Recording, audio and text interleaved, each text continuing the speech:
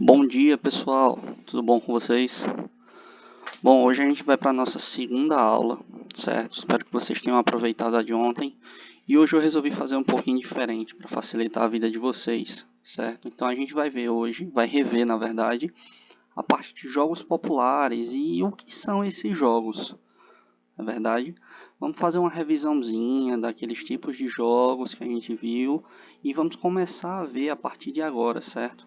Aqueles que a gente viu na outra aula. A gente viu que os jogos eles podem ser divididos em jogos populares, jogos de salão, jogos eletrônicos e jogos esportivos. Então a gente vai começar vendo os jogos populares, né? E o que são esses jogos populares, pessoal? Os jogos populares, eles nada mais são do que aqueles jogos que são passados de geração para geração. Aqueles jogos que, por exemplo, os pais da gente jogaram, os jogos que os avós da gente jogaram, os bisavós, lógico que não da mesma forma, mas foram passados de alguma forma de uma geração para outra e a gente joga eles até hoje, mesmo que de uma maneira diferente, certo? Ao longo do tempo, esses jogos eles passaram a refletir algumas necessidades daqueles povos e algumas experiências, não é isso? E muitas vezes ajudam e ajudaram a educar as gerações novas da época que, ao passar do tempo, né, foram chegando até a geração da gente, a geração de vocês também. Esses jogos, pessoal, eles são caracterizados por serem bem espontâneos, criativos e motivadores.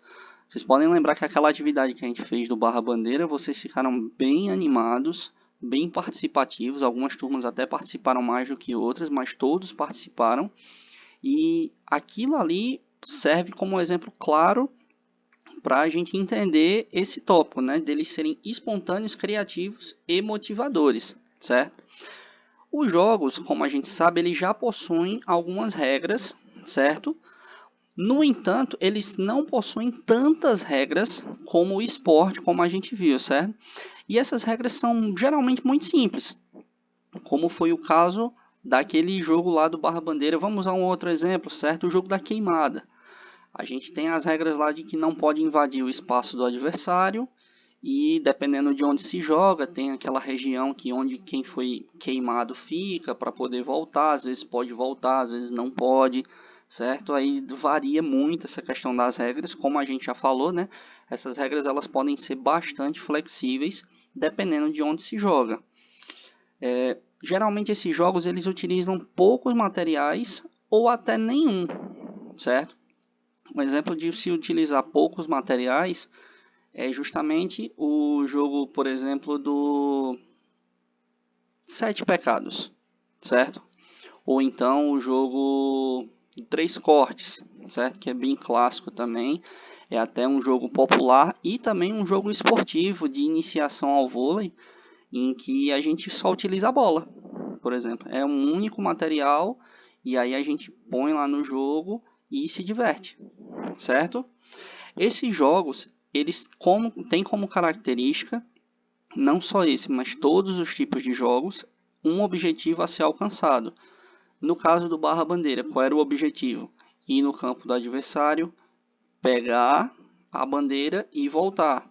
No jogo do Barrinha de Praia, por exemplo, aquele jogo do golzinho, dependendo de onde você joga, alguns estados chamam de travinha e tudo mais. Qual é o objetivo? O mesmo do futebol. Eu tenho que fazer o gol, certo? Só que aí se joga de uma forma totalmente diferente das regras do futebol oficiais, certo?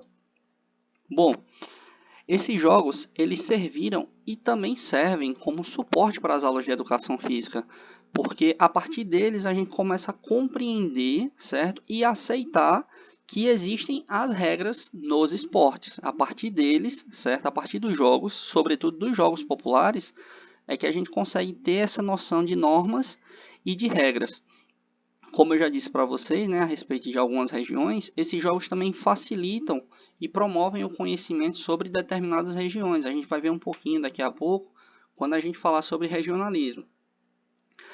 Esses jogos também são caracterizados pela diversão e ludicidade na prática. E com isso eles favorecem a liberação daquelas tensões, aquelas energias ruins. Quando a gente começa a jogar esse tipo de jogo, a gente dá uma relaxada, passa a se divertir, passa a brincar, ainda que a gente ganhe ou que a gente perca, mas fica claro que um dos objetivos que a gente atinge é esse, de acabar liberando o que tem de ruim, a gente se diverte, dá uma relaxada, e é por isso que esses jogos são tão bons. Bom, em relação à questão do regionalismo, certo? Vamos entender de uma maneira geral o que é que ele significa. O regionalismo ele nada mais é do que um grupo particular de elementos culturais e linguísticos de determinada região. De uma forma geral, a gente pode citar, por exemplo, lá na região sul, a gente tem uma cultura totalmente diferente, com danças, com comidas. Na região sudeste também, ainda que pela imigração dos europeus, principalmente naquelas duas regiões. A região norte da gente ela é riquíssima também, principalmente o Amazonas e o Pará, com as danças, com as festas culturais. Aqui também a gente tem uma outra região riquíssima, com a nossa cultura de dança, principalmente nas festas juninas e no carnaval, né? Assim, pegando aí bem o primeiro semestre do ano, certo? E esses fatores culturais, eles são originados de fatores históricos, esses elementos culturais, desculpa. Eles são originados de fatores históricos, certo?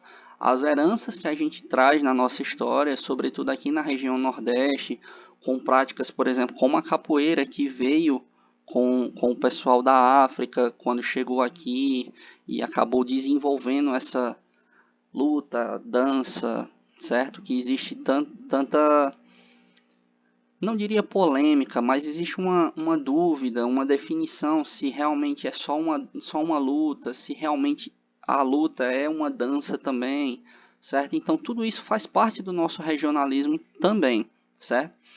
E com isso a gente vê que esse regionalismo, em relação ao nosso caso, ele tem uma relação direta com a mistura de raças e povos que tiveram influência no desenvolvimento do nosso país, não é isso? E aí a partir disso a gente consegue ver alguns exemplos de regionalismo dentro dos nossos jogos populares. Por exemplo, o jogo do Barra Bandeira, quando a gente vai jogar, aqui a gente conhece como Barra Bandeira. Em alguns outros estados a gente conhece como Rouba Bandeira. E acaba sendo a mesma coisa, certo? O futebol de rua que a gente costuma jogar, certo? Aqui pra gente a gente conhece como barrinha de praia. Outros estados conhecem como travinha. Já para o sul do Brasil a gente conhece como golzinho. A brincadeira de queimada, certo? Em alguns outros estados é conhecida como carimba, certo? O pebolim em alguns estados, sobretudo no sul do Brasil, é conhecido como totó, certo? Pelo barulho que a bolinha faz quando bate nos bonequinhos, faz tó, e aí virou ganhou esse nome, na verdade, né? E aquele futebol recreativo que a gente joga no fim de semana, aquele futebolzinho de fim de semana, a peladazinha, ganha esse nome também, certo? Além de pelada, pode ser chamado de racha em algumas regiões, alguns estados. Outros estados, sobretudo na Bahia, é chamado de baba e por aí vai. Então, existe uma riqueza muito grande, não só nos elementos culturais e linguísticos das regiões também, mas para a educação física dentro dos jogos populares também, certo? Esse material, pessoal, ele está disponível no nosso Google Sala de Aula, certo? Está disponível para a turma, está disponível para quem quiser ter acesso, certo? Esse é o nome da sala. Vocês ficam à vontade para acessar, certo? A gente tem também aí o link para vocês, o código da sala para vocês terem acesso, certo? Fiquem à vontade, façam comentários e qualquer dúvida, estou por aqui, certo? Muito obrigado pela atenção de vocês e até a próxima aula.